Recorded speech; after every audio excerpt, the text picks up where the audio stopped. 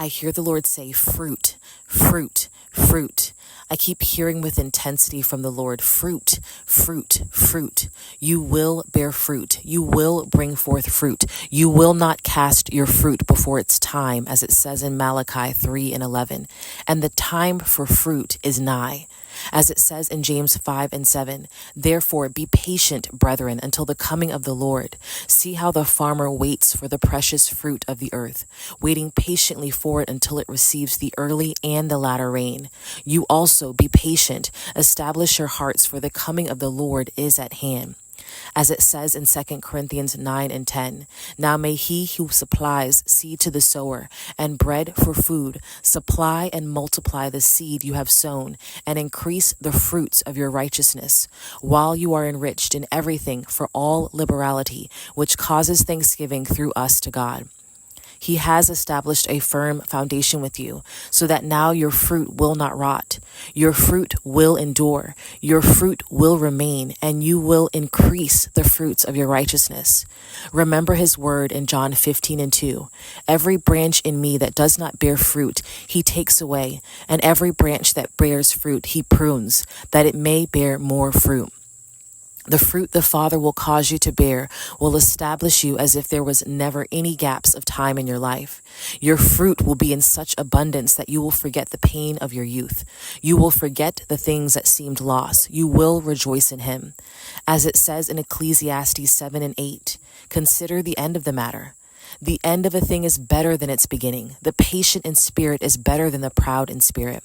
Like Ruth, her end was better than her beginning. As it says in Ruth 4:11, and all the people who were at the gate and the elders said, we are witnesses.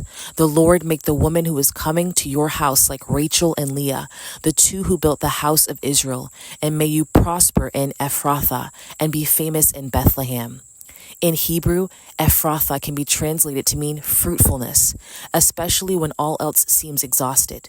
He will bring fruit out of the situations that seem impossible. When you feel like you are depleted, that is when his fruit comes forth. When all inherent merit is worn, fruitfulness will come. When you are most exhausted, when ashes remain, his blessing comes. His dunamis power can be and do the impossible, and bring the most impossible fruit forward. His goal is to make you fruitful in all your ways. Now is not the time to cast away your confidence in him, because it has great reward. Hebrews 10:35. Just like he was able to make Sarah fruitful in her old age, he can surely do it for all. His fruit is good. The fruit of his spirit is good. You have embraced his fruit, and for this he can increase your fruits. As it says in Galatians 5:22-23, but the fruit of the Spirit is love, joy, peace, long-suffering, kindness, goodness, faithfulness, gentleness, self-control. Against such there is no law. He is bringing you into a sweet place. He is bringing you into a good place. As it says in Song of Solomon 2:3, like an apple tree among the trees of the woods, so is my beloved among the sons.